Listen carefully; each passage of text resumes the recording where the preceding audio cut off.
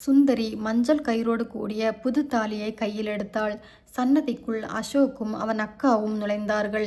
தெய்வத்தை வேண்டிக்கொண்டு முதலில் சுந்தரி தானே அதை கட்டிக்கொண்டாள். நாத்தனார் முடிச்சை தாரணி போட்டாள். இப்போது அசோக் அவர்களை கவனிக்கவில்லை.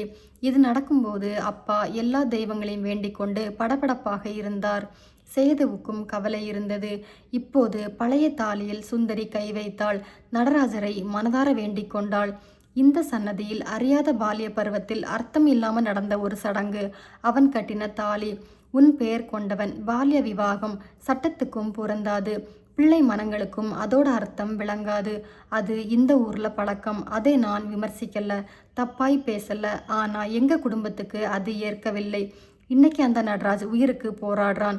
அவன் எனக்கு தந்ததை அவனது மனைவி கிட்ட ஒப்படை. இது நான் எடுக்கிற ரிஸ்க். ஆனா ஒரு உயிர் பிழைக்க எடுத்துக்கிற முயற்சி.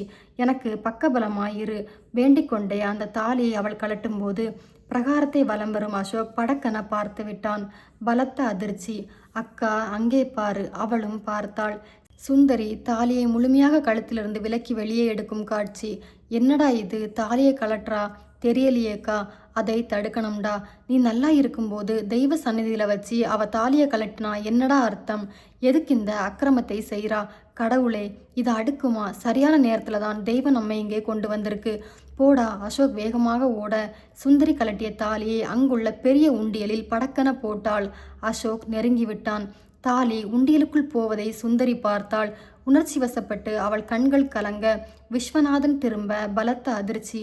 அசோக் ஆவேசமாக நெருங்கி கொண்டிருந்தான். பின்னால் ஓடிவரும் அக்கா. விஸ்வநாதனுக்கு மயக்கமே வந்துவிட்டது. தெய்வமே, இவர் எப்படி இங்கே வந்தார்? என்னடி செஞ்ச இப்ப? அசோக் உரக்க குரலில் கொடுத்தபடி நெருங்க அனைவரும் திரும்ப சுந்தரி ஆடிப்போனாள். தாலிய கலட்டி உண்டியலையா போட்ட? சுந்தரிக்கு பேச முடியவில்லை. இதை அவள் சற்றும் எதிர்பார்க்கவில்லை. தாரணி, சேதுவும் அதைவிட மிகப்பெரிய அதிர்ச்சியில் இருந்தார்கள். அசோக் கண்களில் ஆவேசம். அக்கா படபடப்பில் இருந்தாள்.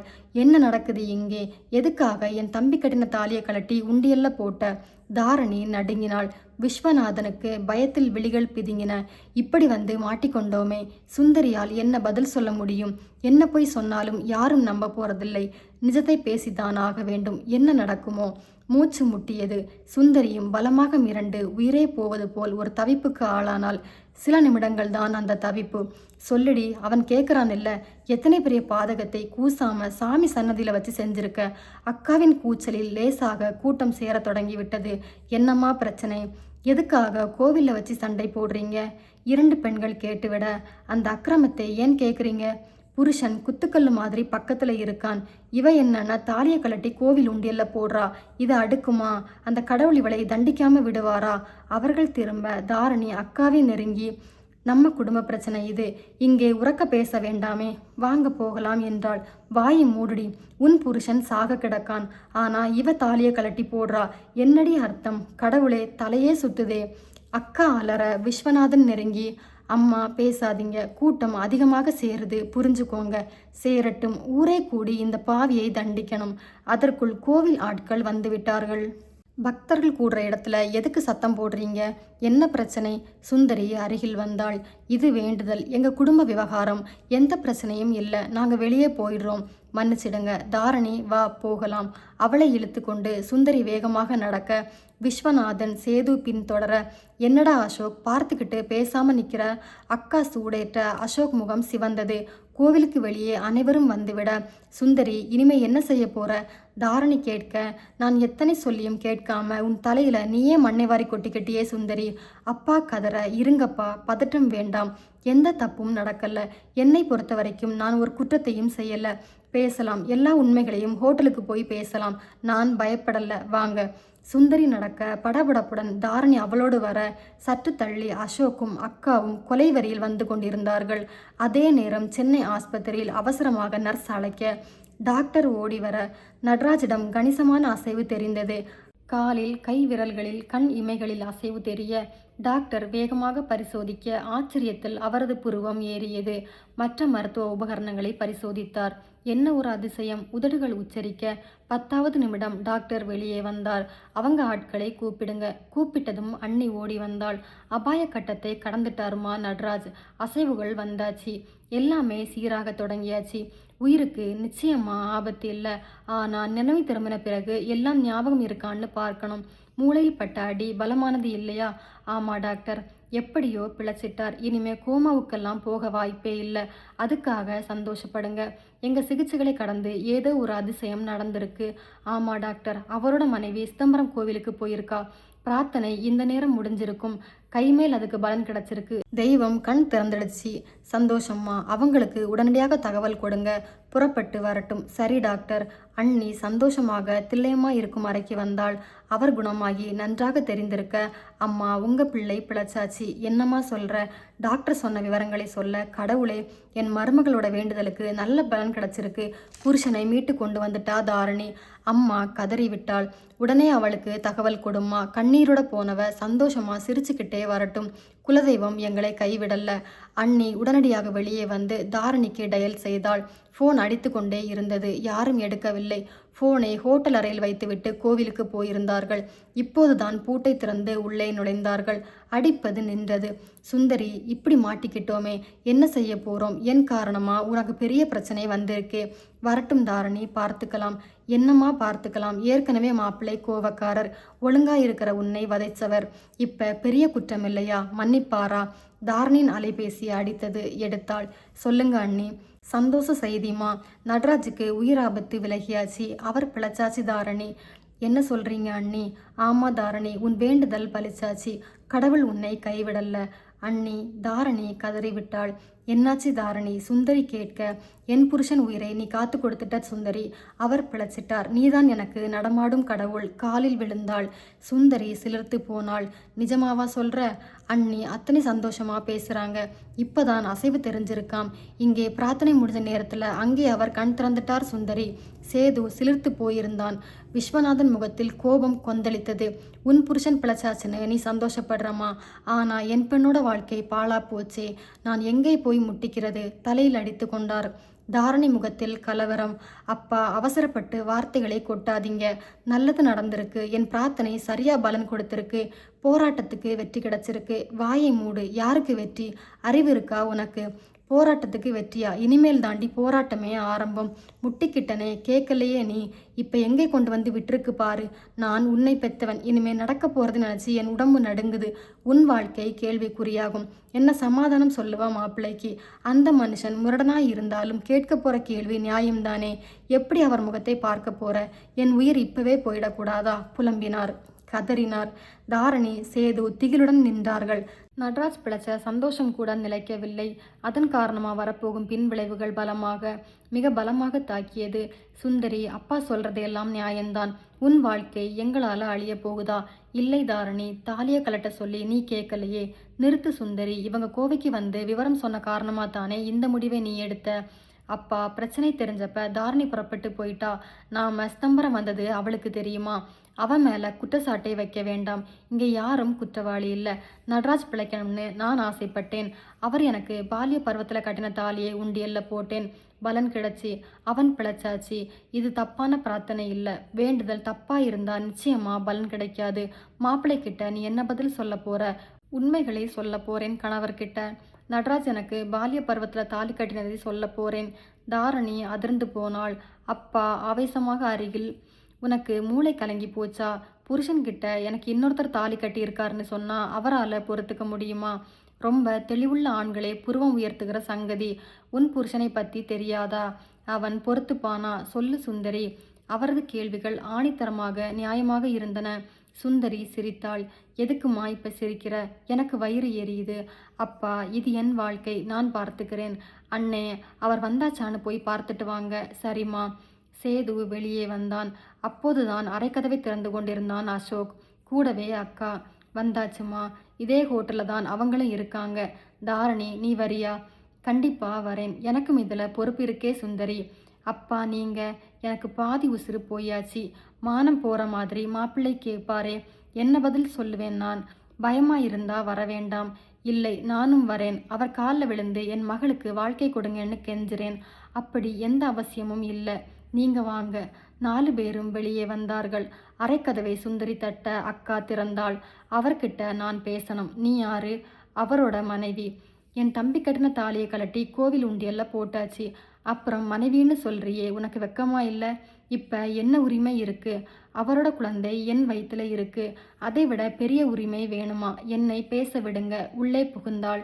வெறுப்புடன் அசோக் அவளை பார்க்க, ஒரு உண்மையை சொல்லத்தான் இங்கே வந்திருக்கேன். அதில் எங்கள் 4 பேருக்கும் பங்கு இருக்கு. கொஞ்சம் பொறுமையாக அதை கேளுங்க. மீதியை அப்புறமா பேசலாம்.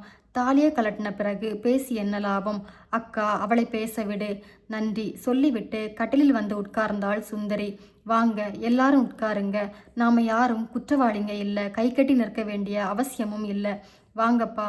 அவர்கள் உட்கார தன் பாலிய பருவத்து சிதம்பர வாழ்க்கையை பற்றி சுந்தரி சொல்லி கொண்டே வர, அவளுக்கு தெரியாத அந்த குடும்பத்துடனான நெருக்கத்தை, பாசத்தை சொல்லி, பால்ய விவாகம் நடந்ததை குரல் நடுங்க அப்பாவும் சொல்லி முடித்தார். அசோக் கண்களில் அதிர்ச்சி. ஓ, உனக்கு ஏற்கனவே கல்யாணம் ஆகியாச்சா? அப்போ நான் 2வது புருஷனா? தம்பி, இப்படி ஏமாந்துட்டமேடா. பாவிங்க எப்படி இவளை நம்ம தலையில கட்டியிருக்காங்க பாரு. இருங்க, முழுக்க எங்களை பேச விடுவீங்களா? இனிமே பேச என்னடி இருக்கு? அக்கா, முழுசையும் அவ சொல்லி முடிக்கட்டும் விற்று. சுந்தரி அதன் பிறகு குடும்பங்கள் பிரிந்து வட இந்தியா போனதும், இங்கே நடராஜின் அப்பாவும் அங்கே தன் அம்மாவும் ஒரே நாளில் இறந்ததையும் சொன்னாள். நாங்கள் பிரியும்போது சுந்தரிக்கு 6 வயது, நடராஜுக்கு 9. மழலை மாறாத பருவம். உணர்ச்சி வசப்பட்டு புத்தி கெட்டு பால்ய விவாகத்தை நடத்தினோம். எங்கள் குடும்பங்களில் உறவு விட்டு போகக்கூடாதுன்னு ஒரு பிணைப்பை ஏற்படுத்த இப்படி நடத்துகிற பழக்கம் உண்டு. தப்புதான், சட்டப்படி குற்றம்தான். ஆனால் இப்போவும் எங்காவது ஒரு மூலையில் இந்த ஊரில் அது நடக்கிறதா சொல்கிறாங்க. நடக்குதான்னு உறுதியாக தெரியல. குழந்தையா இருக்கிறப்ப போடுற முடிச்சு, பருவம் வந்ததும் பந்தமாகும்னு ஒரு நம்பிக்கை. ஆனால் எங்கள் குடும்பங்கள் பிரிஞ்சது. என் மனைவி சாகிறதுக்கு முன்னால் அதை கலட்டி உள்ளே வச்சா. ஆனால் சுந்தரிக்கு கல்யாணம் நடக்கும்போது அந்த தாலி தான் அவள் கழுத்தில் தொங்கணும்னு தன் கடைசி ஆசையை சொல்லிட்டு செத்தா. அசோக் முகத்தில் நெருப்பு எரிய, சுந்தரிக்கு உங்கள் கூட நிச்சயமானதும் இதில் கூடுதல் பவுன் போட்டு இதையே தாலியா நான் செஞ்சேன். அதைத்தான் நீங்கள் கட்டினீங்க. அதாவது நடராஜ் கட்டின தாலியை மறுபடியும் என்னை கட்ட வச்சு முட்டாளாக்கி இருக்கீங்க. இல்லைங்க, அந்த பால்ய விவாகத்துக்கு அர்த்தம் இருக்கிறதா நாங்கள் நினைக்கல. சுந்தரிக்கு இது அந்த தாலி தான்னு தாரணி வந்து கேட்ட பிறகுதான் தெரியும். தாரணி, மீதியை நீ சொல்லு. நடராஜ் வேலை பார்க்கும் இடத்தில் தான் காதலித்தது முதல் கல்யாணம் செய்தது வரை அவள் சொன்னாள். அதன் பிறகு விபத்து, உயிருக்கு போராட்டம், ஜோசியரை சந்தித்தது, ஏற்கனவே நாடியில் அத்தை பார்த்தது, அந்த தாலியை காணிக்கையாக்கினால் நடராஜ் பிழைப்பார் என்றது, அதனால் கோவைக்கு வந்து தாலி பிச்சை கேட்டது என எதையும் விடவில்லை. அதன் பின் நடந்தது எல்லாருக்குமே தெரியும். தாரணி என்னை கட்டாயப்படுத்தல. நான் அந்த ஜோசியத்தை நம்பினேன். அவளின் மாங்கல்யத்தை காப்பாற்ற முடிவெடுத்தேன். அது மட்டுமல்ல, உண்மை தெரிஞ்ச பிறகு பால்ய வயசுல நடராஜ் கட்டின தாலி என் கழுத்துல இருக்கிறதை நான் விரும்பல. அதை காணிக்கையா செலுத்திட்டா ஒரு உயிரும் பிழைக்கலாம், என் மன உறுத்தலும் நீங்கும்னு முடிவெடுத்தேன். அப்பா இதுக்கு சம்மதிக்கவே இல்லை. முழுக்க முழுக்க என் முடிவுதான். அந்த முடிவுக்கு தோல்வி இல்லை. நடராஜ் பிழைச்சிட்டான். இது ஒரு நல்ல பிரார்த்தனை. பலன் கிடைச்சிருக்கு. என் கழுத்துக்கும் இப்போ காலியா இல்லை. அதில் ஒரு தாலி இருக்கே, என் தம்பி கட்டினானா? அவரை நினச்சிக்கிட்டு நான் கட்டிக்கிட்டேன். அவன்கிட்ட இதுக்கு அனுமதி கேட்டியா? கேட்டா அவர் தரமாட்டார். எந்த புருஷனும் தன் மனைவியின் தாலியை கலட்டுறதை ஏற்றுக்க மாட்டார். அதுவும் இந்த பால்ய விவாக சங்கதி தெரிஞ்சா நிச்சயம் ஒப்புக்க மாட்டார். அதனால் நீயே முடிவு எடுத்துட்ட. ஒருவேளை நாங்கள் இங்கே வராமல் இருந்திருந்தா இதை கடைசி வரைக்கும் மறைச்சிருப்பதானே. உன் கழுத்தில் தொங்குற தாலி நான் கட்டினது நம்பி இருப்பேன். தாலி சங்கதியில் மோசடியும் பொய்யும் சொன்ன ஒருத்தி எனக்கு மனைவியா? நான் என்ன ஏமாளியா? இல்லை, நீதான் தப்பானவளா? இவ மோசமானவடா. யாரோ ஒருத்தன் உயிர் பிழைக்கணும்னு தன் தாலியை கலட்டுறாள்னா என்னடா அர்த்தம்? நீ என்னக்கா பேசுகிற? அந்த நடராஜ் யாரோ ஒருத்தன் இல்லை, இவளோட முதல் புருஷன். தாரணி காதுகளை மூடிக்கொண்டாள். அப்பா உடைந்து போனார். எதுக்கு எல்லாரும் பதட்டப்படுறீங்க? இதுக்கு நான் பதில் சொல்கிறேன். தாலி கட்டிட்டா அவன் புருஷன் ஆகிடுவானா சொல்லுங்க. விவரம் புரியாத 6 வயசுல அவனை நான் பார்த்தது, அப்புறம் பார்க்கவே இல்லை.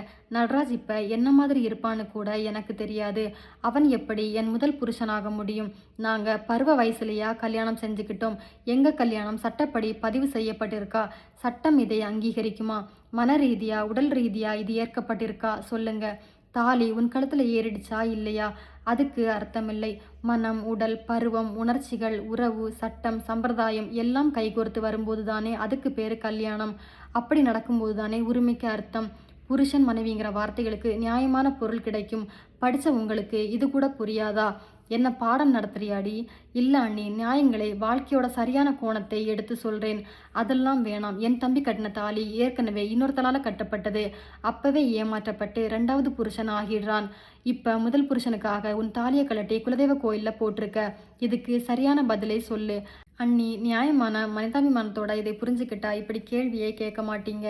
இவ தாலிக்கு போராடுறா, அவ புருஷனாடுறா, ஜோசியமும் ஏதோ சொல்ல அவரை பிழைக்க வைக்க நான் முயற்சி எடுத்தேன். இது ஒரு மனிதாபிமான செயல்தான். தமிழ்நாட்டில் பிறந்த ஒருத்தி புருஷன் கட்டின தாலியை இன்னொருத்தன் பிழைக்கணும்னு கலட்டி காணிக்கையா போடுவாளா? இதை ஊர் மத்தியில் வச்சு உறக்க நான் கேட்குறேன்.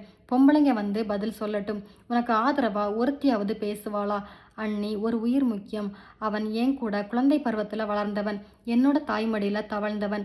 ஒன்று சொல்லட்டுமா? தன் அம்மாவுக்கு உடம்பு முடியாமல் இருந்தப்ப எங்கள் அம்மா கிட்ட தாய்ப்பால் குடித்தவன் நடராஜ். இன்னும் சொல்ல போனா அவன் குடிச்ச எச்சப்பாலை குடிச்சு வளர்ந்தவனான். இதுக்கு என்ன அர்த்தம்? அவன் என் சகோதரன் மாதிரி. தாலி கட்டின காரணமா புருஷன்னு நீங்க பேசினா, தாய்ப்பால் குடிச்ச காரணமா சகோதரன்னு ஏத்துப்பீங்களா? தாலி உசத்தியா தாய்ப்பால் உசத்தியா? சொல்லுங்க அண்ணி. தாரணி தாழ முடியாமல் அழுது விட்டாள். தாலியை கட்டுற பல ஆண்கள் அதை கட்டிக்கிற மனைவியை மதிக்கிறதில்ல, டார்ச்சர் பண்றாங்க. அசோக்கை உற்று பார்த்தாள்.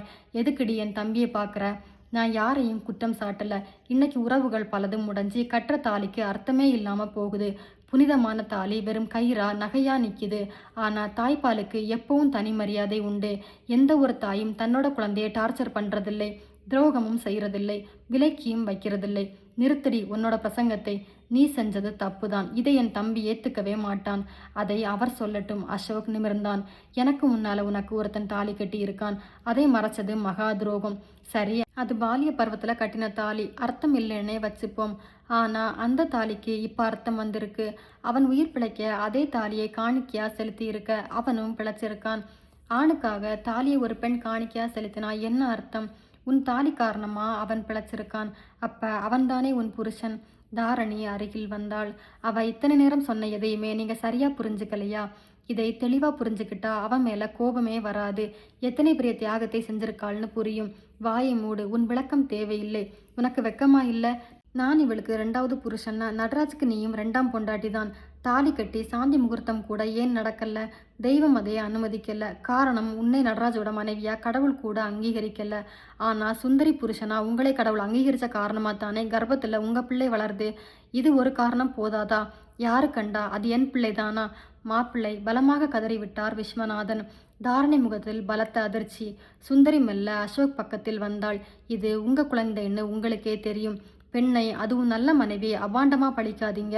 நாம இப்ப இருக்கிறது புனிதம்மன். தாலிய கலட்டின மனைவி கிட்ட எங்கே வச்சு கணவன் எதை கேட்டாலும் தப்பில்லடி. மாப்பிள்ளை, அப்படியெல்லாம் பேசாதீங்க. உங்க காலில் விழுறேன் நான். கறந்த பாலை விட சுத்தமானவ சுந்தரி. ஒரு உயிர் பிழைக்க ஜோசியமும் பரிகாரம் சொன்ன காரணமா பால்ய பருவ பாசத்துல இந்த முடிவை எடுத்துட்டா. அவளை மன்னிச்சு ஏத்துக்குங்க. உங்க குழந்தையே சுமக்கிறா. தயவு செஞ்சு அவளை தண்டிச்சிடாதீங்க. விஸ்வநாதன் குனிந்து அசோக்கின் காலில் விழப்போக சுந்தரி படக்கன பிடித்தாள். வேண்டாம்ப்பா, யார் காலையும் நீங்க விழ வேணாம். அதை என்னால் தாங்கிக்க முடியாது. ஒரு மனிதாபிமானத்தில் பண்ணினாலும் நீ செஞ்சது தப்புதான்மா. இதை யாருமே ஏற்றுக்க மாட்டாங்க, நியாயப்படுத்தவும் முடியாது.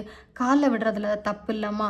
அப்பா, வேணவே வேணாம். இப்பவும் சொல்கிறேன், நான் தப்பே செய்யலை. ஐயோ, பிடிவாதம் பிடிக்காதே சுந்தரி.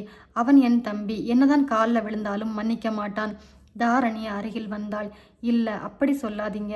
அசோக், புறப்படு. நீ கட்டின தாலியை யாரோ ஒரு உயிர் பிழைக்கணும்னு இவ கலட்டிட்டா.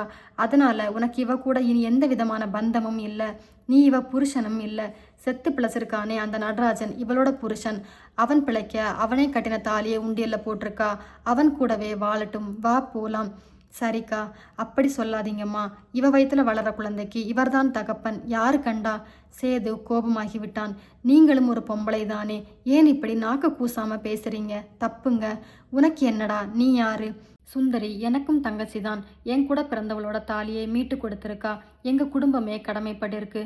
ஓ, அண்ணன், சகோதரி, புருஷன் எல்லா உறவும் ரெடிமேடா இருக்கு அசோக். இனி நீயும் நானும் எதுக்கு? கிளம்பு. ஐயோ மாப்பிள்ளை, போகாதீங்க. அப்பா இருங்க, ஏன் இப்படி தொங்குறீங்க? இப்பவும் சொல்கிறேன், நான் ஒரு தப்பும் செய்யலை. என் மனசும் உடம்பும் புத்தியும் தெளிவாகத்தான் இருக்கு. என்கிட்ட எந்த குற்ற உணர்ச்சியும் இல்லை. யாரையும் நீங்கள் கெஞ்ச வேணாம், போக விடுங்க. சுந்தரி, நீ பேசாமல் இரேன். பார்த்தியாடா திமுறை, நீ கட்டின தாலியை கலட்டி போட்டுட்டு கூசாமல் நிற்கிறா. குற்ற உணர்ச்சி இல்லையாம். காரணம் புரியுதா? பால்ய காலத்து புருஷன் பிழைச்சாச்சு, அந்த தைரியம். அவனே இவளை இனி வாழ வைப்பான். நீ எதுக்குடா இனிமேலும் மானங்கட்டு நிற்க போறியா? அசோக் அருகில் வந்தான். நீயும் உங்க அப்பாவும் என்னை அசிங்கப்படுத்திட்டீங்க. இதை சும்மா விட மாட்டேன். கோவிலுக்கு வந்து அவமானப்பட்டு திரும்புறேன். இதுக்கு நீ பதில் சொல்லியே ஆகணும். காலம் முழுக்க இதுக்காக அழப்போற. தாலியை பார்த்தாலே நடுங்க வைக்கிறேன். சில நிமிடங்களில் துணிமணிகளை பேக் செய்து கொண்டு வேகமாக இருவரும் புறப்பட, நில்லுங்க மாப்பிள்ளை. அப்பா நிறுத்துங்க. நீங்க கெஞ்சினது போதும். உள்ளே வாங்க. உன் வாழ்க்கையே போச்சேம்மா. இந்த ஆள் தான் என்னோட வாழ்க்கைன்னு நீங்க சொன்னா இதை விட அவமானம் எனக்கு இல்லப்பா. சுந்தரி, நம்ம வேலை முடிஞ்சாச்சு. நாமும் புறப்படலாம். எங்கம்மா? அப்பா, உங்களுக்கும் விருப்பம் இருந்தா ஏன் கூட சென்னைக்கு வாங்க. சென்னைக்கா? எதுக்கு? உயிர் பிழைச்ச நடராஜை பார்க்கணும் போல இருக்கு. நானும் பார்க்கலாமா தாரணி? என்ன கேள்வி கேட்டுட்ட சுந்தரி? அவர்கிட்ட உனக்கு இல்லாத உரிமையா? அவரை பிழைக்க வச்சவ நீ. என் தாலிக்கு அர்த்தம் கொடுத்துட்டு இன்னைக்கு உன் வாழ்க்கை கேள்விக்குறி ஆகிடுச்சே. அப்படி எதுவும் ஆகல. நல்லதை செஞ்சவங்க எப்பவுமே அந்த செயலுக்காக வருத்தப்படக்கூடாது, பெருமைப்படணும். புரியுதா? நானும் உன் கூட வரேன். தாரணி அப்பாவிடம் வந்தாள். அப்பா, அற்புதமான ஒரு மகளை நீங்க பெற்றிருக்கீங்க. யாருக்கும் கிடைக்காத பாக்கியம் இது. அவ என்ன வாழ வச்சிருக்கா. அவளை நல்லபடியா வாழ வைக்காம நான் ஓய மாட்டேன். கோவில்ல வச்சு சொல்றேன், இது சத்தியம். தாரணியின் குரல் உணர்ச்சிகளோடு ஒலித்தது. சுந்தரி திரும்பி பார்த்தாள். நீ வா சுந்தரி. அவரை பிழைக்க வைக்க எத்தனை பெரிய பிரச்சனைக்குள்ள வந்திருக்க. அத்தை உன்னை பார்க்கணும். இது தெரிஞ்சா தன் கண்ணீரால் உன்னை குளிப்பாட்டுவாங்க. தாரணி, அப்படி நான் எந்த தியாகமும் செய்யல. இது வெறும் மனிதாபிமானம். அப்பா பேசவே இல்லை. அப்பா, எல்லாம் சரியாகும். எனக்கு நம்பிக்கையே இல்லைம்மா. அவ சொன்னதுக்காக சென்னை வரோம். நடராஜை பார்த்துட்டு நாங்கள் கோவைக்கு திரும்புகிறோம். அதுக்குள்ள மாப்பிள்ளை கோபம் தணிஞ்சி மனசு மாறணும். அதுக்காக கடவுளை வேண்டிக்கிறேன். அப்பா, சுந்தரி பேசின அளவுக்கு யாரும் விளக்கமாக பேசியிருக்க முடியாது. எப்பேற்பட்டவங்களும் இதை நல்லா புரிஞ்சுக்கணும். அவர் புரிஞ்சுக்கல. இல்லதாரணி, அவரே கோவப்படுவார். ரொம்ப பொசசிவ் குணம் உள்ளவர். அவருக்கு பரந்த மனசே கிடையாது. அது தெரிஞ்சும் இப்படி ஒரு விபரீத முடிவை எடுத்துட்டியேம்மா. விபரீத முடிவு இல்லப்பா, நியாயமான முடிவு. திரும்ப திரும்ப அதை சொல்லாதீங்க. அவருக்கு பரந்த மனசு இல்லை. அவர் யோசிக்க நினைச்சா அவரோட அக்கா விட மாட்டாங்க. ஆரம்பம் முதலே இவர் மனசை அவங்க தான் கெடுக்கிறாங்க. அவர் ரொம்ப நல்லவர் தாரணி. ஆனால் அடக்கி வச்சிருக்காங்க. அதான் எல்லாமே தப்பாக நடக்குது. சரிம்மா, உன் வாழ்க்கைக்கு என்ன வழி? நல்லதை செஞ்சவங்களை வாழ வைக்கணுமா வேண்டாமான்னு கடவுள் தீர்மானிக்கட்டும். எனக்கு பயமா இருக்கு. மாப்பிள்ளை உன்னை மன்னிக்கவே மாட்டாருன்னு தோணுது. அப்பா, நெகட்டிவா பேசாதீங்க. நல்லதையே நினைக்கணும். யமன் வாய்க்கு போன நடராஜ் இப்ப தப்பி வெளியில வந்திருக்கான். எப்படி? ஏன்? நல்லவன். அவன் வாழ்ந்தா 4 பேருக்கு நன்மை செய்வான். நல்ல மனைவியோட இன்னமும் வாழவே தொடங்கல. அதனால தெய்வம் அவனை மீட்டிருக்கு. நான் தப்பு செய்யல. கொஞ்சம் போராட்டங்கள் இருக்கும். தெய்வம் என்னை கண்டிப்பா தண்டிக்காது. தாரணி ஆச்சரியப்பட்டாள். என்ன தன்னம்பிக்கை! ஏடாகுடமான ஒரு புருஷனுடன் பல டார்ச்சர்களை அனுபவித்தும் சுந்தரிக்கு எத்தகைய நேர்மறையான சிந்தனை! சரி, போலாமா? சுந்தரி, நீயும் அப்பாவும் கவலைப்படாம வாங்க. அது உங்க வீடு. உனக்கு எல்லா உரிமையும் உண்டு. புரியுதா? இப்போ வந்து கொஞ்சம் ஓய்வெடு. எல்லாத்தையும் சரி பண்ணிடலாம். பிறந்த வீட்டு பெண் உறவுகள் இல்லையென்னு இனி நீ கலங்க வேண்டாம். நான் இருக்கேன். உன்னை நாங்கள் யாரும் விட்டுட மாட்டோம். எனக்கு அந்த நம்பிக்கை இருக்கு தாரணி. அண்ணே, அவ கர்ப்பிணி. பஸ் வேணாம், குலுங்கும். கார் ஏற்பாடு செய். சரிம்மா. சேது போய் காரை பேசி ஏற்பாடு செய்து கொண்டு வந்தான். சாப்பிட்டு விட்டு ஒரு கும்பிடு போட்டுவிட்டு குடும்பமே புறப்பட்டது. அப்பா உருகினார். என் மகளை ஒரு குறையும் இல்லாம வாழவை தில்லை நடராஜா. அவ ஒரு உயிரை மீட்டிருக்கா. அதை தெளிவா மாப்பிள்ளைக்கு புரியவை. கார் புறப்பட்டது. சுந்தரி நடுவில் உட்கார வைத்து அப்பாவும் தாரணியும் 2 பக்கம். சாஞ்சி தூங்கு சுந்தரி. தன்மேல் அவளை சாய்த்து கொண்டாள் தாரணி. அதே நேரம் அங்கே ஆஸ்பத்திரியில் டாக்டர் உள்ளே நுழைந்தார் அவசரமாக. பின்னால் வந்தாள் அண்ணி. நடராஜ் நன்றாக விழித்து கொண்டு விட்டான். டாக்டரை பார்த்தான். டாக்டர், எனக்கு தாரணியை பார்க்கணும். அவளை வர சொல்லுங்க. மாப்பிள்ளை, நான் யாருன்னு தெரியுதா? அண்ணி கேட்க. தெரியுதுக்கா. டாக்டர் முகத்தில் வெளிச்சம் பரவியது. ஒரு சில கேள்விகளை அவர் கேட்க நடராஜிடமிருந்து அழகாக பதில் வந்தது. எனக்கு என்னாச்சு? ஏன் கேள்விகளை கேட்டு டெஸ்ட் பண்ணுறீங்க? எங்கே தாரணி? டாக்டர் சகலமும் சொன்னார்.